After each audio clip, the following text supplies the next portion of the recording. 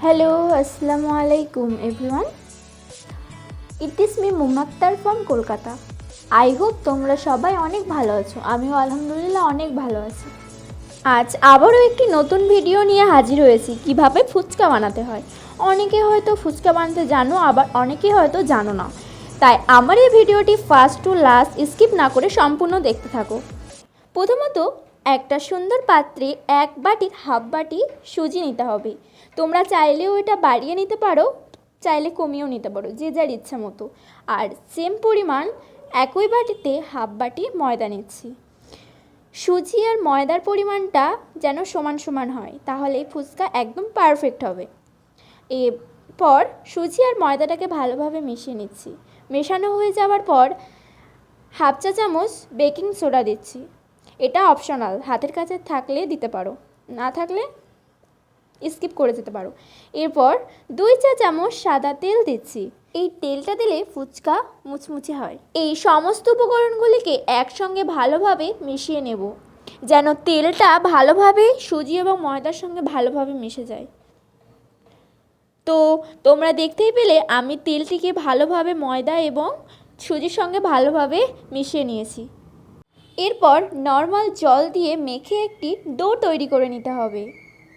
ডোটা একটু নরম করে মেখে নিতে হবে, কারণ এতে সুজি দেওয়া আছে, পরে ফুলে গিয়ে ডোটা শক্ত হয়ে যাবে। তার জন্য এটা আমরা নরম করে মেখে নেব। এটি নরম করে মাখা হয়ে গেলে ঢাকা দিয়ে 15 মিনিটের জন্য রেস্টে রেখে দেব। 15 মিনিট পর ফিরে আসলাম। দেখতেই পাচ্ছ ডোটা একদম পারফেক্ট হয়েছে।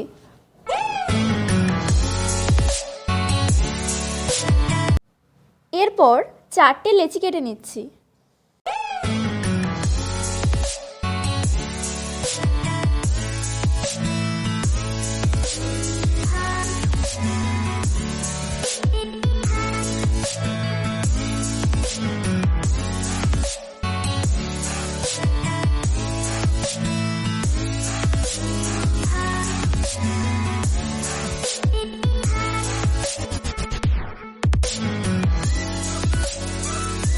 এর থেকে একটি লেচি নিয়ে এবং বাকি তিনটিকে আবার সেম স্টেপে ঢাকা দিয়ে রেখে দিব এবং লেচিটিকে সুন্দর একটি রুটির শেপে ভালোভাবে বেলে নিব।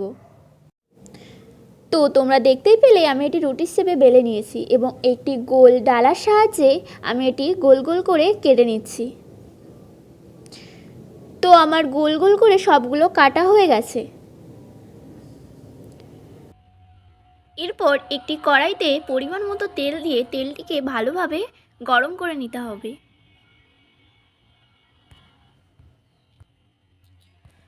তো আমার তেলটি ভালোভাবে গরম করে নেওয়া হয়ে গেছে। এবার আমি ওই গোল গোল করে কেটে রাখা ওগুলো তেলের মধ্যে ছেড়ে দেব। তো তোমরা দেখতেই পাচ্ছ তো কত সুন্দর ফুলে উঠছে। তেলটি ভালোভাবে গরম না করলে ফুচকাগুলো ছাড়ার সাথে সাথে ফুলবে না। তেলটি ভালোভাবে গরম করে নেবে, তারপর ফুচকাগুলো ছাড়বে, তাহলে দেখতে পাবে ফুলে যাবে। তো আমি একে একে সবকটিগুলো ওইভাবে ভেজে নিচ্ছি।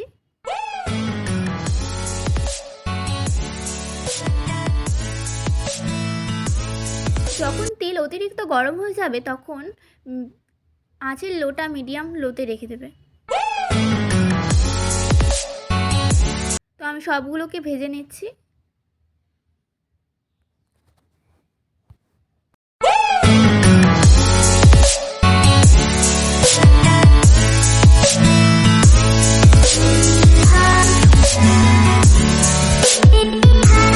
ফাইনালি আমার ফুচকা তৈরি হয়ে গিয়েছে। তো তোমরা দেখতেই পেলে তো কত সহজ স্টেপে আমি ফুচকা তৈরি করলাম।